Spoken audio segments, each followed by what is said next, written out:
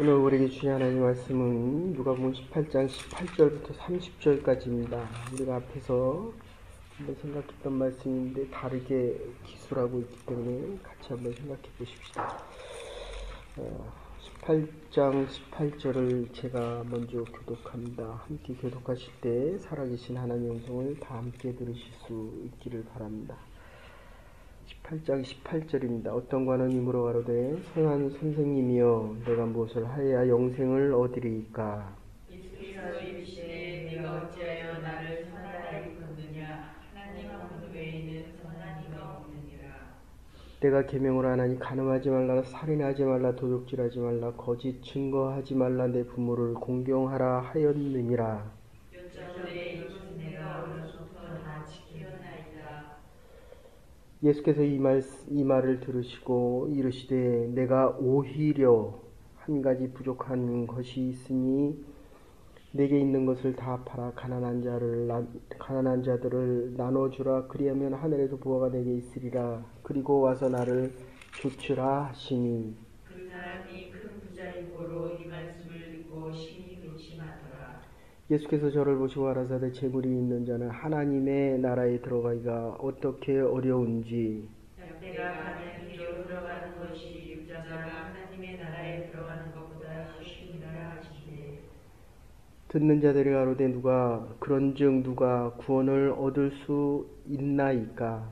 하나님의 그 사람이 할 수 없는 것을 하나님은 하실 수 있느니라. 베드로가 여짜오되 보옵소서, 우리가 우리의 것을 다 버리고 주를 쫓았나이다. 이르시되 내가 진실로 너희에게 이르노니 하나님의 나라를 위하여 집이나 아내나 형제나 부모나 자녀를 버린 자는 함께 보십시다.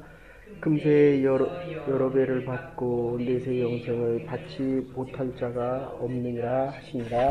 아멘.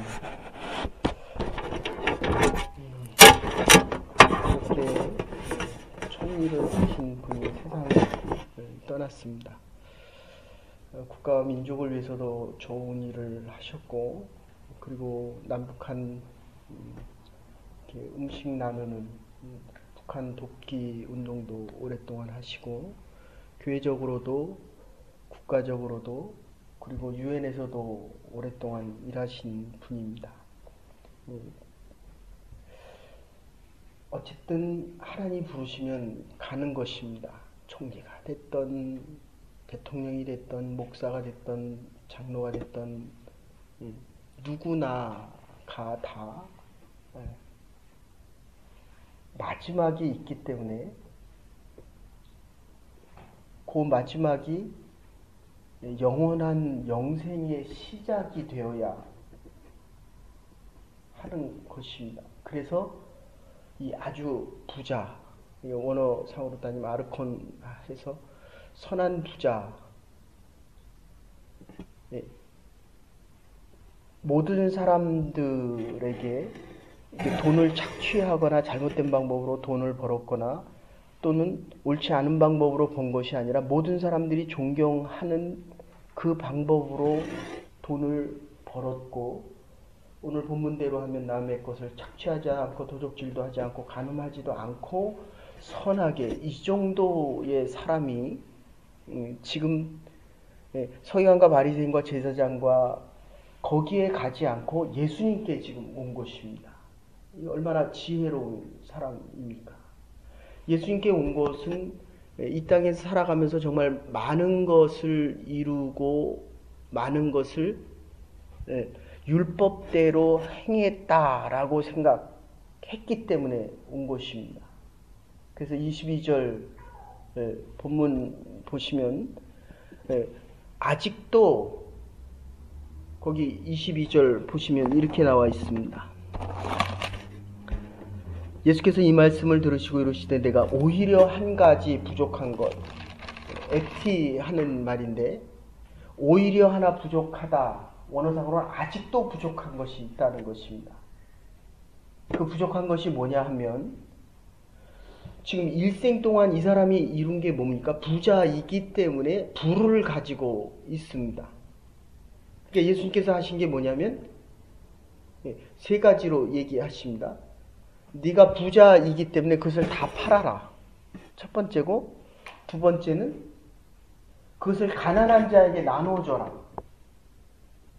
그리고 세 번째는 나를 조치라는 것입니다.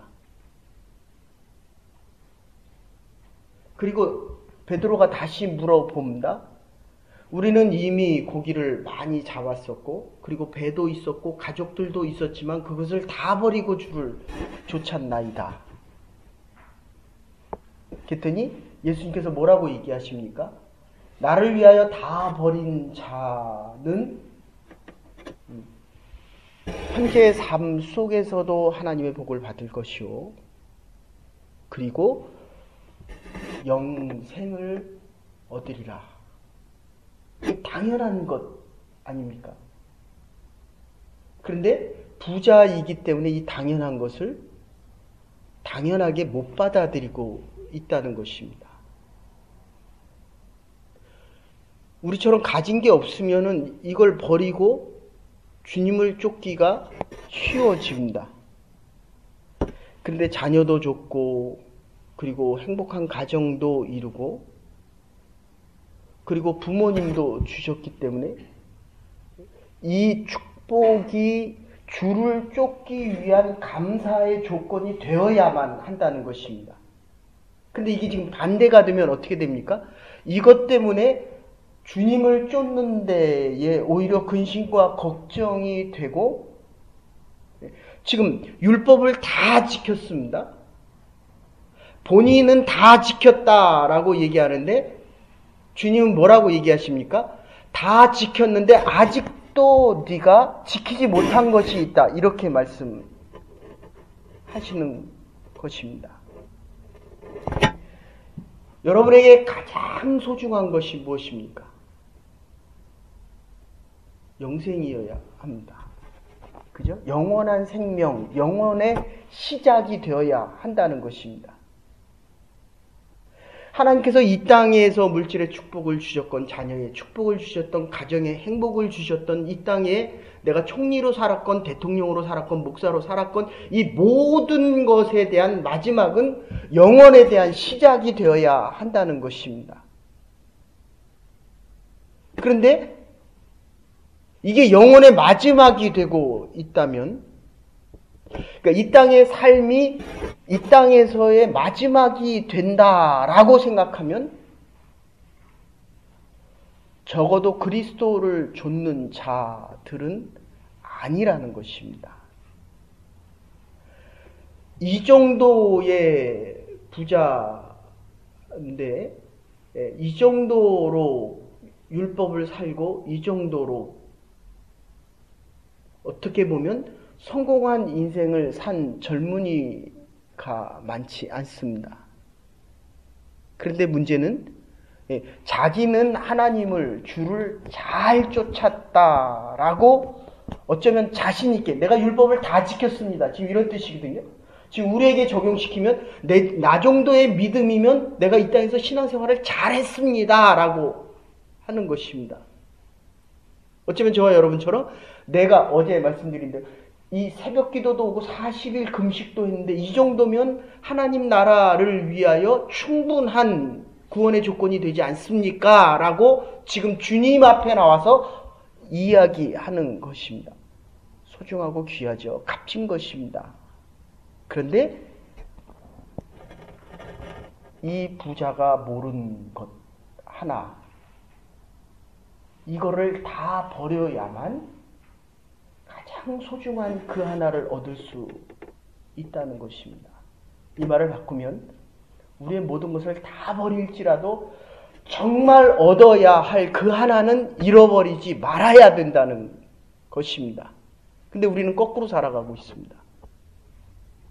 정말 얻어야 될 것을 얻지도 못하고 이렇게 열심히 정말 우리의 인생을 다 바쳐서 살아가고, 그리고 인생의 마지막 가서는 있는 줄 알았는데 그 가장 소중한 영생의 문제를 해결하지 못하고 구원을 받았는 줄을 알았는데 지금 구원받지 못했다면 그는 인생이 뱅크럽시 난 겁니다. 한 목사님에게 젊은이가 찾아와서 물어봅니다.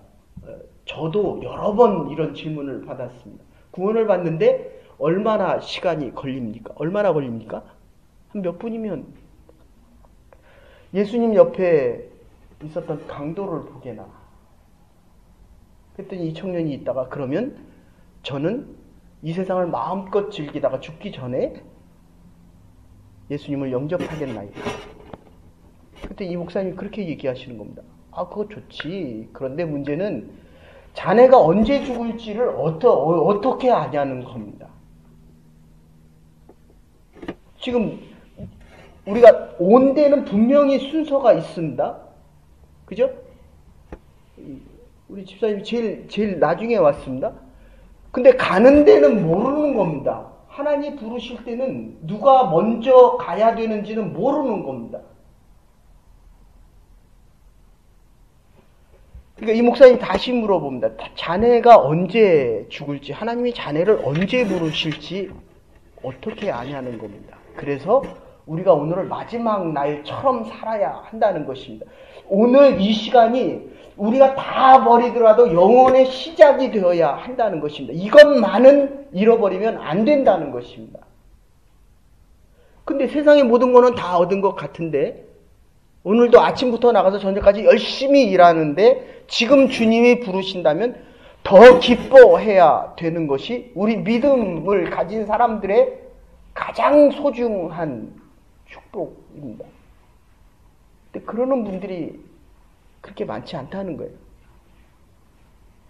제가 이 말씀을 준비하면서 제가 태어나서 자란 그 교회에 한 젊은이가 있었는데 저와 나이 같을 텐데 고등학교 3학년인데 이 심장이 그 당시만 해도 이 심장 수술을 한다는 거는 뭐 대한민국에서는 불가능했습니다.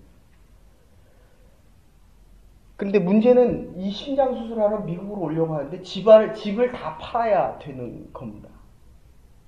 그렇게 해도 3년을 못 버틴다는 거예요. 그런데도 어쨌든 그 부모님들이 집을 다 팔아서 미국에 수술시키기로 결정을 했습니다. 근데 문제는 그 다음입니다. 그게 3년에서 길어야 5년이면 이걸 또 바꿔줘야, 심장을 바꿔줘야 된다는 거예요. 그러니까 제한되어진 시간을 위해서도 가족이 모든 것을 다 버린다는 거예요. 그거 몇 분 더 살기 위해서. 그래서 제가 미국으로 떠나기 전에 그런 이야기를 했습니다. 참 부모님께서 어려운 결정을 하셨다. 참 감사하는 일이다. 그런데 그거보다 더 중요한 것은 언제 하나 수술을 하다 그 당시만 해도 뭐 수술의 성공 확률이 30% 50% 넘어가지 않았습니다. 그런데 혹시 수술하다 하나님이 너를 부르실지라도 적어도 하나님 앞에 갈 준비는 돼 있어야 되지 않느냐. 구원에 대한 문제입니다. 여러분, 우리가 오늘 하루를 정말 소중하고 열심히 하나님이 주신 시간이기 때문에 정말 열심히 살 필요가 있습니다. 그러나 그럼에도 잊지 말아야 될 것은 기업이 먼저가 아닙니다. 우리의 자녀들이 먼저가 아닙니다. 심지어 내가 하고 있는 일이 먼저가 아니라는 것입니다. 이것은 이 모든, 내가 가진 모든 것 하나님이 주신 거기 때문에 마지막 이 영생을 위한 시작이 되어야만 지금 살아가고 있는 것이 축복되다는 것입니다. 오히려 아직도 부족한 그 하나가 남아 있기 때문에 그것을 얻기 위해 살아가는 삶이어야 한다는 것입니다. 그래서 이 영생의 문제를 불교에서는 깨달음으로 생각합니다. 어떤 사람은 도덕주의로, 어떤 사람들은 좋은 일을 많이 하면 되는 것처럼, 어떤 사람은 신비적인 체험을 가져야 하는 것처럼, 그리고 오늘 여기 본문에 나오는 이 사람은 율법을 잘 지키면 되는 줄 알았습니다. 율법적으로 문제가 없었습니다. 그런데 율법이 말하고자 하는 것, 10가지에서 100가지가 되고 500가지가 되고 613가지가 될, 자, 안식일에 성전에 와서 예배를 드려야 되는데 내가 가지고 있던 소가 웅덩이에 빠졌습니다. 내가 지금 새벽재단에 나와야 되는데 아이 때문에 나오기가 어렵습니다. 나와야 됩니까? 말아야 됩니까? 근데 이게 자꾸 발을 붙잡으면 안 나오고 싶어지거든요. 그 아이가 하나님 앞에 나오기 위해서 하나님이 주신 걸, 이 구덩이에 빠졌습니다. 이걸 건져야 돼. 안식일에 건져야 됩니까? 말아야 됩니까? 이 설명을 해주는 것이 율법의 조항이 자꾸 생기는 겁니다. 소를 구했는데 소가 나오자마자 후다닥 도망가면 그건 안식일을 범한 것입니다. 그런데 구해줬는데 기진맥진해서 못 움직이면 그건 안식일을 안 범한 것입니다. 그러면 안식일을 지킨 게 되는 겁니다.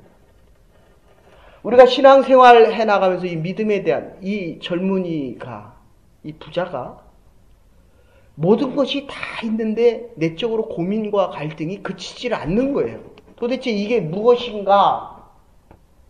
그래서 지금 서기관에게 간 것도 아니고 대제사장에게 간 것도 아니고 바리새인한테 간 것도 아니고 지금 주님 앞에 나온 것은 그것은 잘했는데 지금 주님이 뭐라고 얘기합니까? 네 가진 것 다 팔라는 거예요. 그리고 그것을 가난한 자에게 주라는 것입니다. 세 번째는 그리고 나를 조치라는 것입니다. 그러면 쫓아야 하는 것입니다. 왜냐하면 주님만이 생명이고 주님만이 영생의 시작이고 주님께서 하시는 그 일이 하나님의 일이요 영생의 시작이기 때문입니다. 그런데 근심하고 다시 갔습니다. 엘리자베스 여왕도 나를 1년만 더 살게 해주면 내 대영제국, 해가 떠서 해가 지지 않는 나라의 대영제국의 반을 주겠다고 이야기합니다. 제가 한국에 있을 때도요, 한 25년 전 얘기입니다. 그때 이 사람이 재산이 얼마나 많은지 재산이 한 200억 정도 된대요. 목사님 나를 고쳐주시면 내가 자기의 재산을 반을 주겠다, 100억을 주겠다 그러더라고요. 제가 거기에 대한 대답은 이렇게 얘기했습니다. 당신은 절대로 못 살 겁니다. 이게 얼마나 무서운 얘기입니까? 지금 자기의 생명이 더 소중합니까? 200억이 더 소중합니까? 네? 지금 내가 조는 게 중요합니까? 지금 정신을 바짝 차리고 지금 하나님의 말씀을 듣는 게 더 중요합니까? 이게 지금 하나님의 말씀이 더 중요하거든요. 졸 수도 있고 자녀들에 대한 문제가 있을 수 있고, 그런데 문제는 살기 위해서는 다 버려야 된다는, 생명이 더 소중하기 때문에. 근데 이 사람은 100억이 더 소중했습니다. 그러니까 살아야 될 이유가 없는 거예요.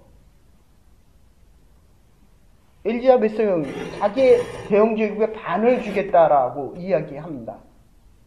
그거는 다 줘도 살지 못하는 겁니다. 가장 소중한 것을 위해서 나머지 가진 모든 것을 다 버려도 아깝지 않다라고 생각을 해도 줄을 쫓기가 쉽지 않습니다.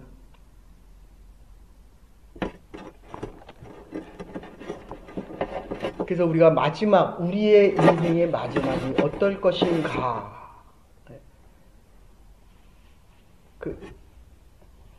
염라대왕에게 세 사람들이 왔는데 이 사람들을 잘못 불러왔습니다.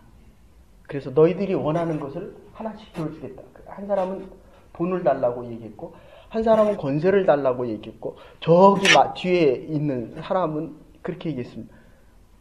아내와 남편과 아주 아름다운 곳에서 일평생 죽지 않고 영원히 살았으면 좋겠습니다. 그랬더니 염라대왕이 한 얘기가 그거예요. 야 이놈아, 그런 곳이 있으면 내가 가겠다. 이게 단순한 얘기인 것 같지만 이 죽음이 있는 곳에는 영생이 없다는 얘기예요.